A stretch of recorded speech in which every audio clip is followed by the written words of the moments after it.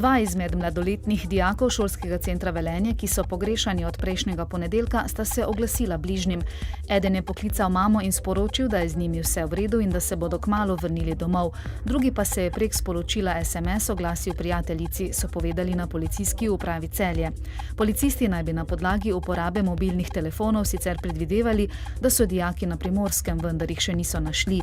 Ker so dijaki mladoletni, policija nadaljuje iskanje.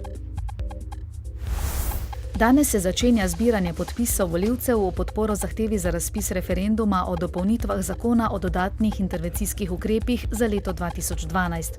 Pobudniki zahteve so bili policijski sindikati, ki bodo lahko podpise, potrebujejo jih 40 tisoč, zbirali do 3. junija. Novela predvideva zamik izplačila regresa v javnem sektorju za en mesec in sicer z maja na junij. Regres v podjetjih, ki so v več kot četrtinski lasti države, pa do nadaljnjega ne bo smel preseči minimalne plače.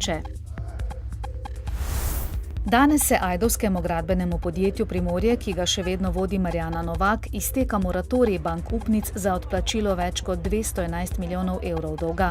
Zaradi insolventnosti bi do stečaja družbe s 730 zaposlenimi lahko prišlo že v tednu dni.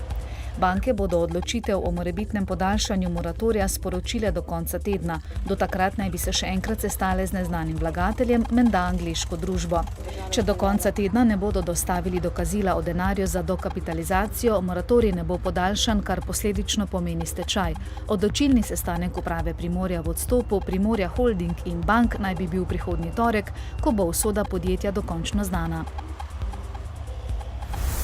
Po 5-dnevni stavki članov portoroške in lipiške enote sindikata igralniških delavcev v Kazinoju Portorož so se dopoldne začela pogajanja sindikatov z upravo.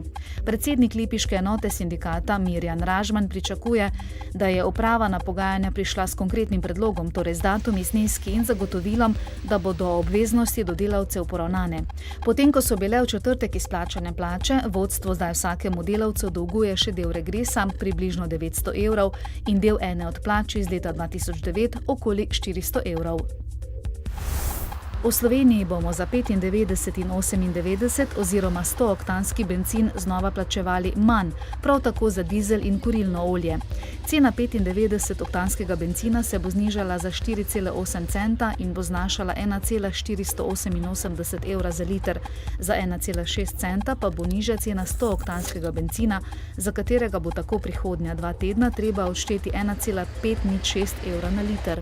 Za 0,7 centa pa bo cenejše dizelsko gorivo, 1 liter bo stal 1,337 evra. Cenejše bo tudi kurilno olje in sicer za 0,8 centa, kar pomeni, da bo cena litra prihodnja 2 tedna znašala 1,021 evra.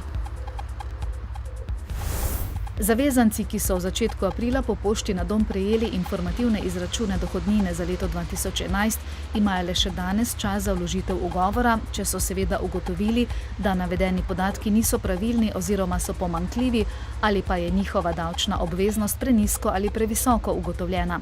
V prvem svežnju, ki so ga z Dursa pospremili na pošto 30. marca, so bili izračuni za dobro polovico od nekaj več kot milijona zavezancev. Preostali lahko izračun pričakujejo v začetku junija. Še naprej bo na vzhodu precej jasno, drugod delno jasno z občasno povečano oblačnostjo. V hribovitem svetu zahodne in južne Slovenije bodo možne posamezne plohe, tudi nevihte. Temperature bodo od 22 do 28 stopinj Celzija. V sredo in četrtek bo dopoldne precej jasno, popoldne pa spremenljivo oblačno.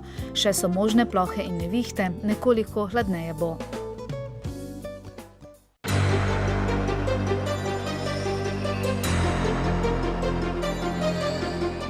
V dnevniku televizije Maribor ne zamudite. Na predvečer praznika dela bodo zagoreli kresovi. Praznik dela ob vse večji brezposelnosti izgublja pomen.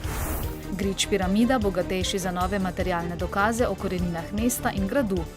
Bodite z nami ob 18.